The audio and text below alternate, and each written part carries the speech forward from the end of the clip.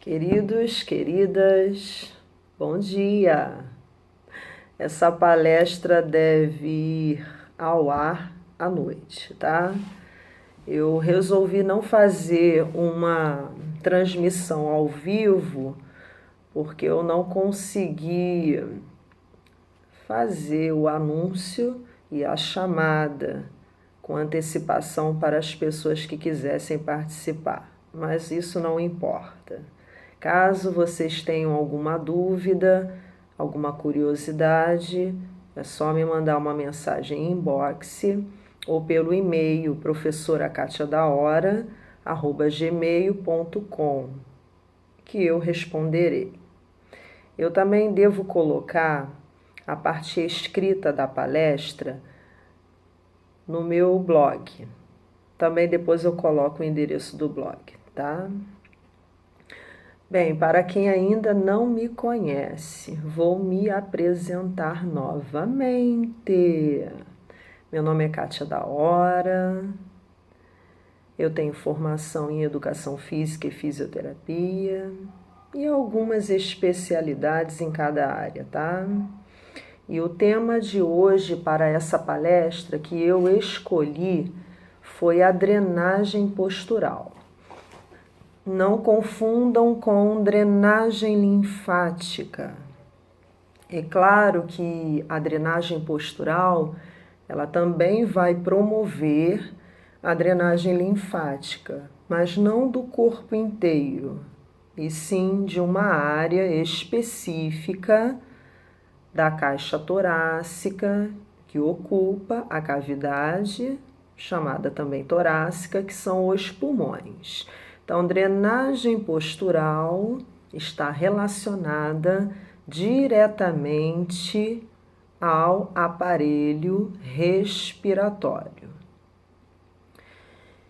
O sistema respiratório, ele é dividido em via aérea superior e via aérea inferior. A via aérea inferior, ela é formada pelos pulmões, pulmão direito e pulmão esquerdo, tá?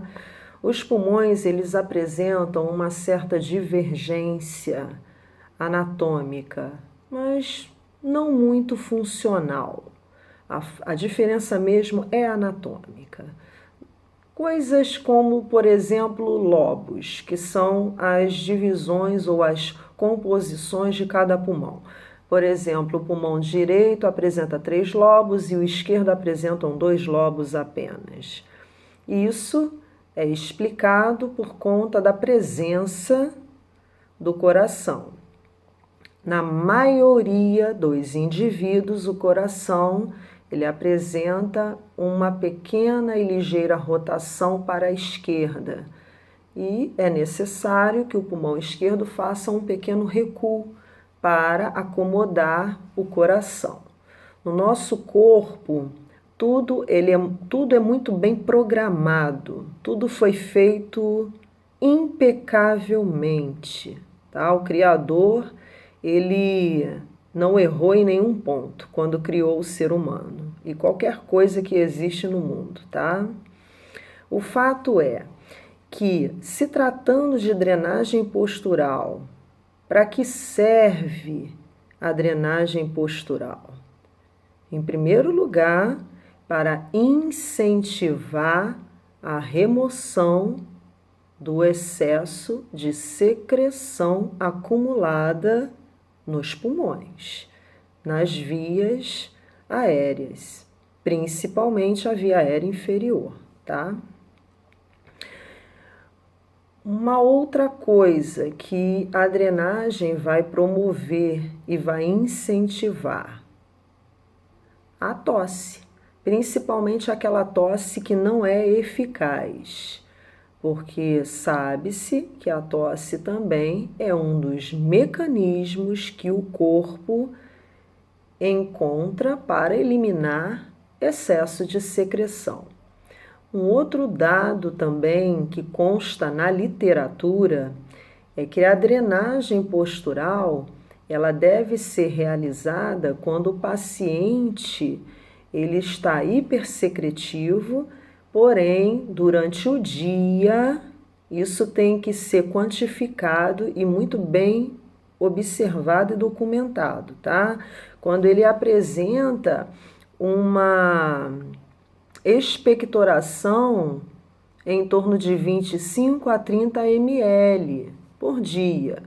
Então, é indicado a drenagem nesses casos, para que o paciente consiga expectorar uma quantidade maior de secreção, tá bom?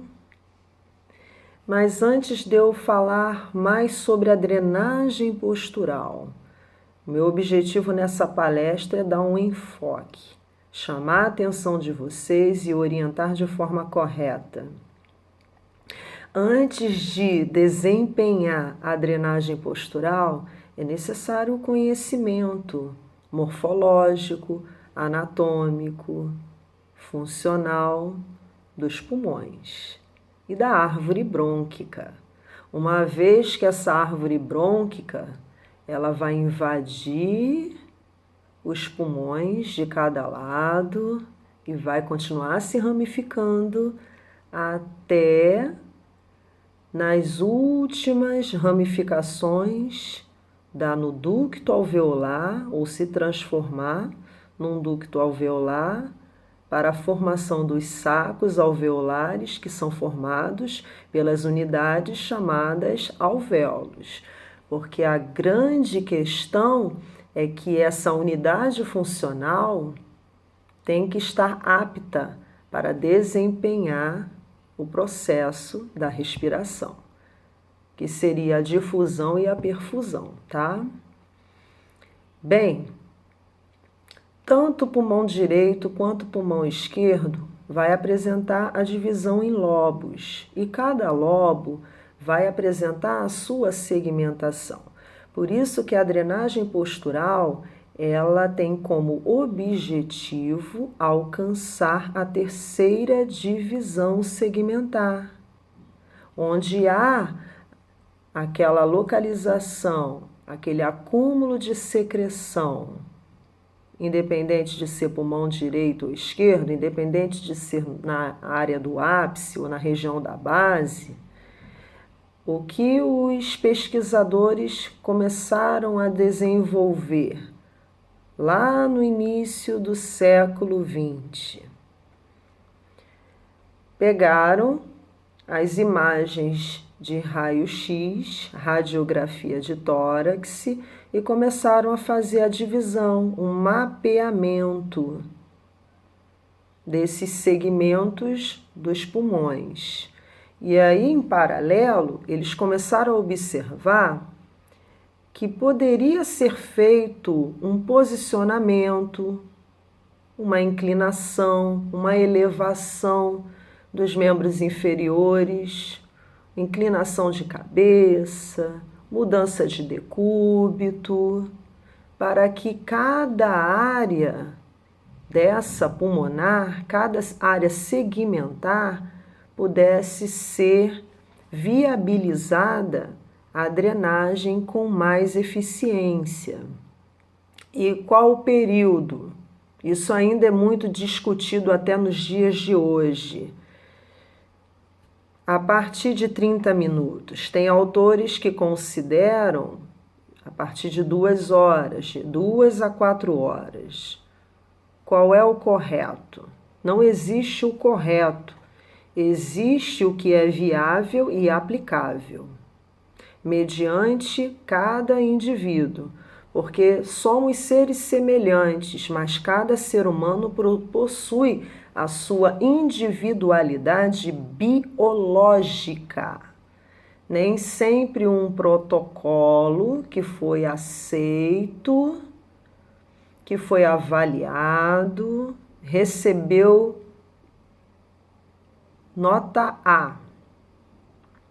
Ele é aplicável a todos os seres humanos.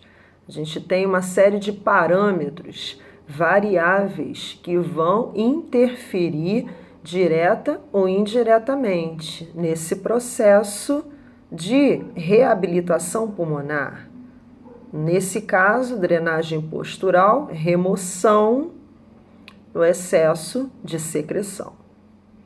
Tudo isso para que aconteça o quê? Uma melhora da oxigenação, uma clearance.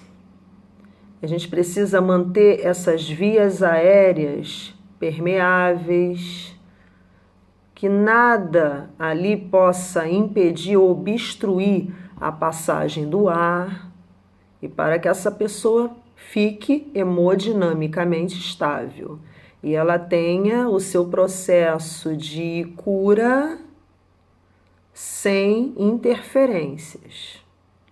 Bom, isso é o que propõe, tá? Há casos e casos e isso tem que ser bem avaliado. Então, após o conhecimento adequado de toda a estrutura pulmonar, como todo o processo de mecânica respiratória é desempenhado, aí a gente entra na questão da drenagem. Pensa-se em drenagem postural, mas como todos os métodos, como todas as técnicas de fisioterapia, nós temos as indicações, assim como temos as contraindicações.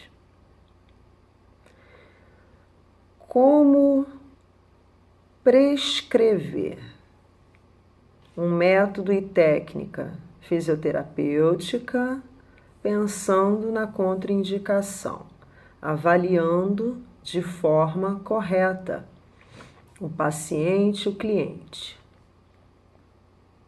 Fazer o experimento, observar, mensurar se aquele método e técnica está sendo adequado para aquele momento, mesmo tendo indicação.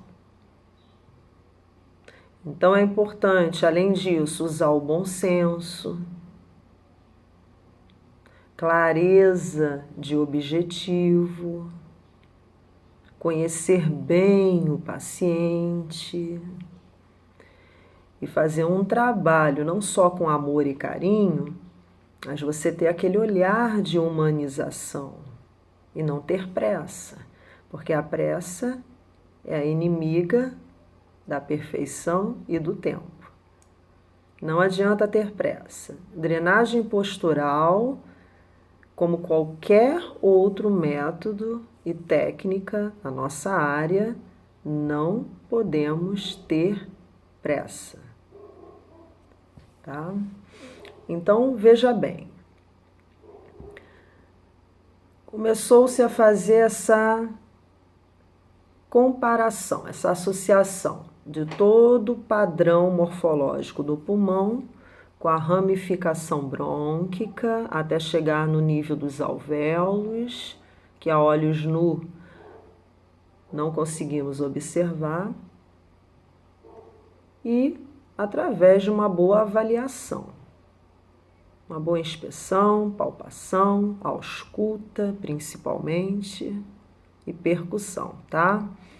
E é claro, se o paciente ele está lúcido, orientado, se ele está cooperativo, ele vai conseguir nos responder algumas perguntas que teremos que elaborar para tomarmos a decisão de aplicar a drenagem postural e, principalmente, ter sucesso nesse processo, tá?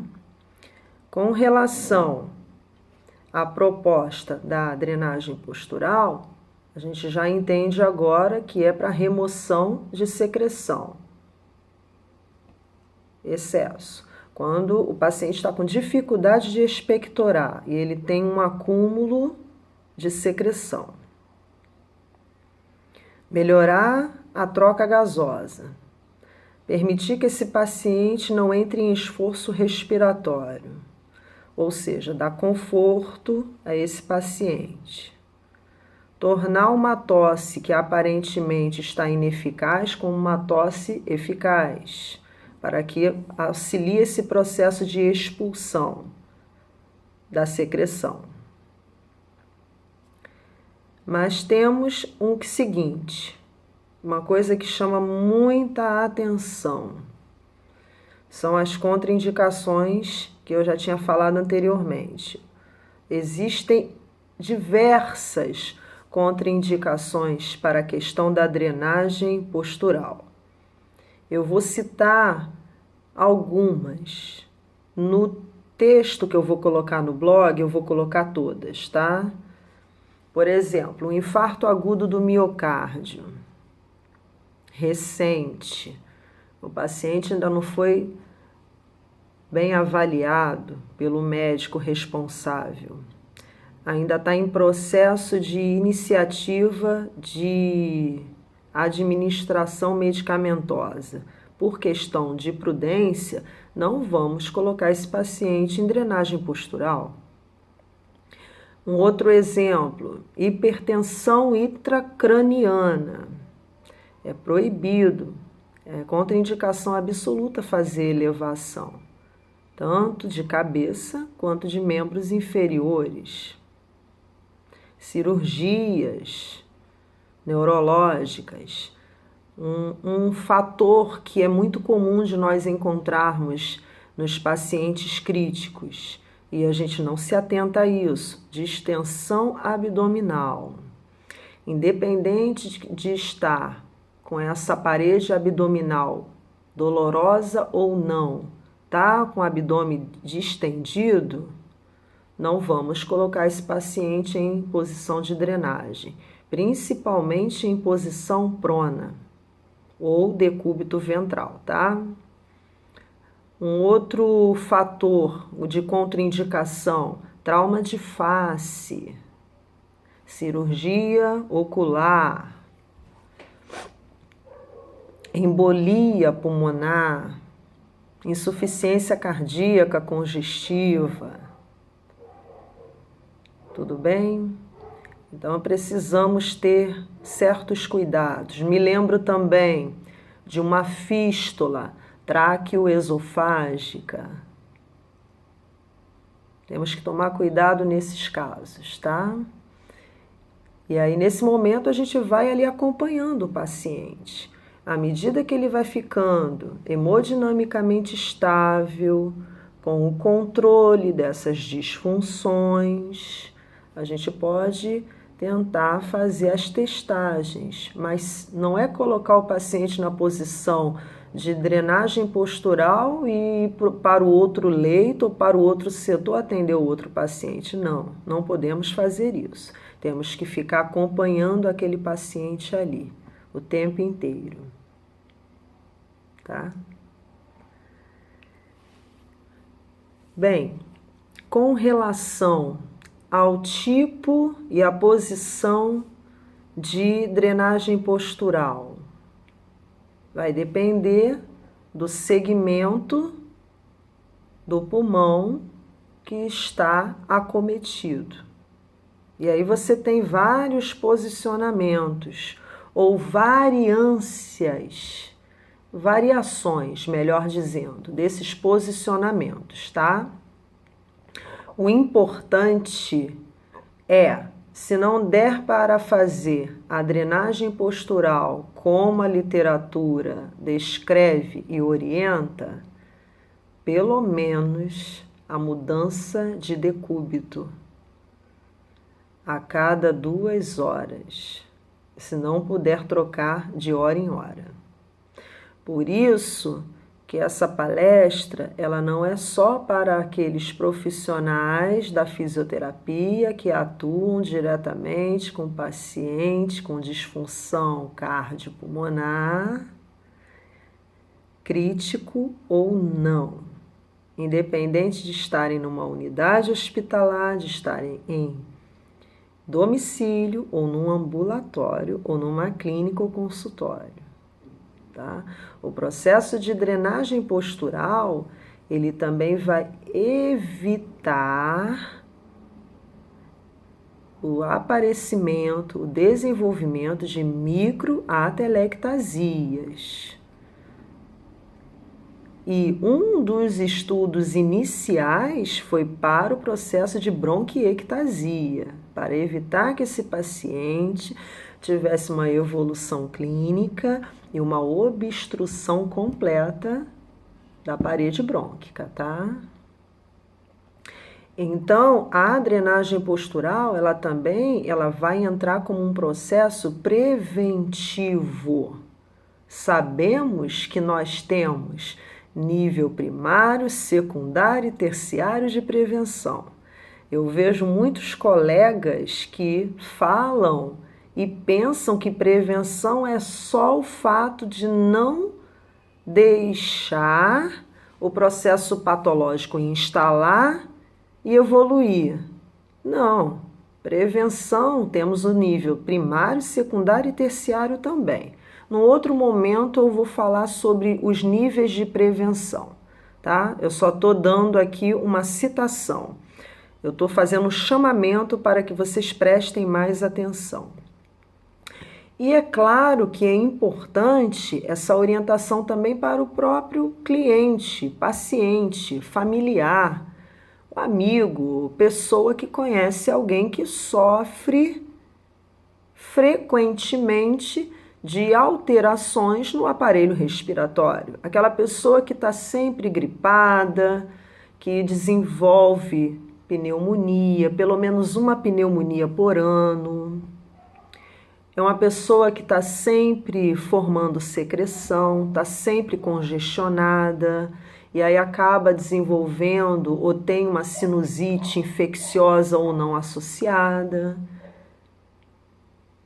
Isso tudo, essa parte da drenagem postural vai auxiliar em todos esses processos, tá? Não é apenas aquele paciente que está confinado ao leito ou que está em unidade hospitalar, ou está ou não dependente de ventilação mecânica, tá bom? E voltando para a questão da mudança de decúbito, a mudança de decúbito não só para manter essa via aérea funcional próximo dos 100%, mas também para evitar outros tipos de complicações, como a trombose venosa profunda, o surgimento de úlceras, feridas de pressão. Na verdade, o corpo inteiro acaba sendo benéfico quando nós submetemos o paciente de forma segura à posição de drenagem. Se não puder colocar na posição de drenagem, que nós possamos colocar ou realizar a mudança de decúbito. A mudança de decúbito tem que ser feita, tá? Eu hoje não vou falar sobre a posição prona. A posição prona eu só vou dar um insight, tá? Eu vou preparar um vídeo e um material didático sobre a posição prona, que muitos profissionais sabem que é importante colocar o paciente em posição prona, mas não colocam, tá? Também temos as contraindicações, que basicamente são as mesmas para a drenagem postural em si, quando se trabalha muito com os graus, né, de inclinação, principalmente de membros inferiores, e inclinação de cabeça, ou elevação ou a descida da mesma, enfim. A posição prona, ela é muito eficaz, ela colabora muito para melhorar a condição do paciente que está com angústia, sofrimento respiratório, tá? Agudo, no caso da SARA, por exemplo, tá? Mas em outras condições, como alguns problemas cardíacos, como cardiomegalia, a posição prona também é bastante eficaz. Ela melhora muito, não só o trabalho cardíaco e pulmonar, mas também o movimento diafragmático, que é o nosso principal músculo da respiração. Tá bom? Bem, eu creio que eu consegui chamar a atenção de vocês nessa palestra. Existem outros fatos a serem comentados, mas eu não vou estender muito esse vídeo. Eu vou tentar ir colocando semanalmente, fazendo tipo uma continuidade do assunto. Vou retomar a parte de drenagem linfática, porque eu também atuo nessa área, tanto para a área da estética, como para a área também de cirurgia e doenças associadas, que nós temos aquelas grandes complicações, que são as formações de edema, e edema pode ocasionar uma série de outras complicações. Então, aos poucos eu vou liberando esse material para vocês. Eu peço que vocês não tenham vergonha de fazerem as perguntas. Em nenhum momento eu vou expor ninguém, tá? Mas eu posso usar como exemplo sem citar as pessoas, porque nós aprendemos com a experiência dos outros também. E aqui eu estou trazendo para vocês um pouco da minha experiência ao longo desses 20 anos na área da fisioterapia, tá? Espero que vocês tenham gostado. Esse vídeo vai ficar nas redes sociais e eu vou jogar também no meu canal no YouTube.